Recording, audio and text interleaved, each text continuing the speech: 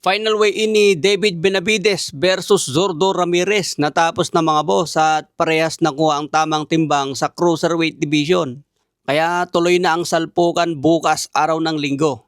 Pinangako ni David Benavides na impresibo ang kanyang panalo at posible raw matapos ito sa knockout.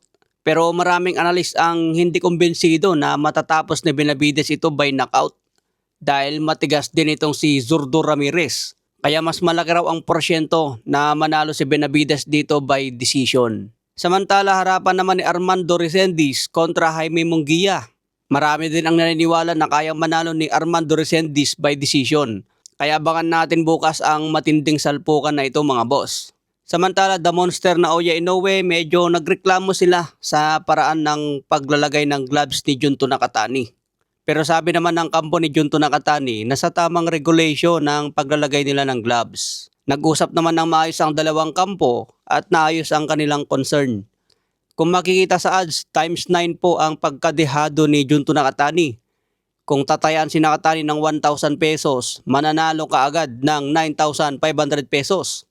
Ganyan po kadehado si Nakatani sa decision. Dahil ayon sa odds, sinasabi na mananalo si Naoya Inoue dito by knockout. Kung tatayan naman si Inoue by decision, 1,000 mananalo ng 2,700 pesos. Maraming Pinoy fans nga ang nasilaw dyan sa odds kay Junto Nakatani. Dahil sa laki ng mapapanalunan sa kanya, tinayan na agad nila si Nakatani by decision. Sa ibang banda ayon sa payag ni Nonito The Flash Donaire sa Daring Magazine, sinabi niya kung paano talunin si Naoya Inoue. Dapat daw ang gagawin ni Junto Nakatani, wag lang yung jab ang lagi niyang ibanat.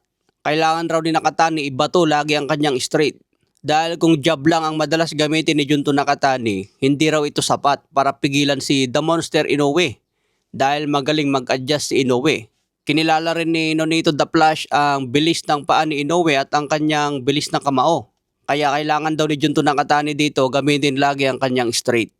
Naniniwala rin si Donaire na may sapat na lakas si Nakatani para patigilin si The Monster Inoue. Kaya manonood daw si Nonito The Flash sa laban na ito at pupunta pa sa Japan. Sa ibang banda naman, Terence Bud Crawford pumunta rin sa Japan mga boss at manonood sa laban ni The Monster Inoue. Ayon niya kay Terence Crawford, hindi na niya masabi kung sino ang mananalo sa laban na ito at 50-50 rin ang kanyang prediksyon.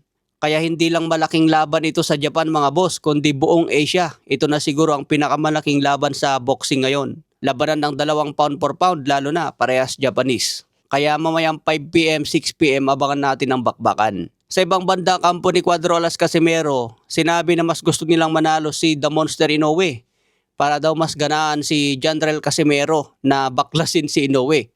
Pero kahit sino raw ang manalo sa kanilang dalawa, target pa rin ni Cuadro Alas. Sa tingin nyo mga boss, papalag kaya si Nakatani or Naoya Inoue kay Cuadro Alas?